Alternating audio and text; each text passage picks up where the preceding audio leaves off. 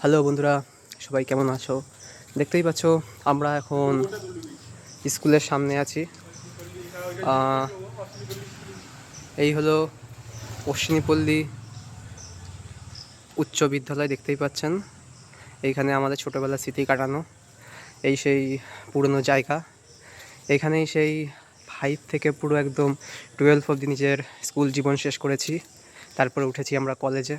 সেই পুরনো স্মৃতি আজও আমরা ভুলতে পারিনি, আজও মনের এক কোণায় লুকিয়ে আছে।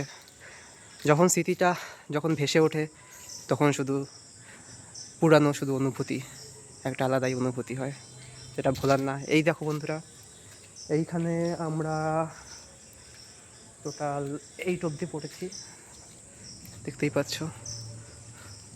সে কত পুরানো দিনের কথা।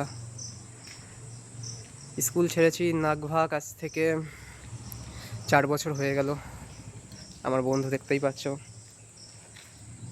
এখন কলেজ লাইফ, কিন্তু সেই পুরোনো দিনের মতো সেই আনন্দ, সেই হাসি মজা, যে ঠাট্টাটা ছিল, যেগুলো স্কুলের বন্ধুরা জুড়ে পড়েছিলাম, সেটা হয়তো আর ফিরে আসবে না।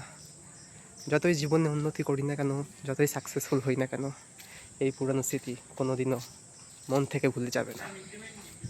এই সেইখানে যেখানে আমাদের মিড ডে মিল তৈরি করা হতো, এখানে বসে বসে আমরা মেয়েদের আড্ডা মারতাম, মেয়েদের দিকে তাকাতাম, লাইন মারতাম। আর এইসব আমার ঠাড়কি বন্ধু, যে একসাথে 10-10টা মেয়েকে পটিয়েছিল। গাইস, এখানে মিড ডে মিল খাওয়া হতো। এখানে বসে বসে সেই মিড ডে মিলের গন্ধ এখনো নাকে আসছে। এই যে পিতা আমার 9-এ পড়তো, স্কুলে এক নম্বরে বন্ধ ছিল চ লোক আসছে, চল।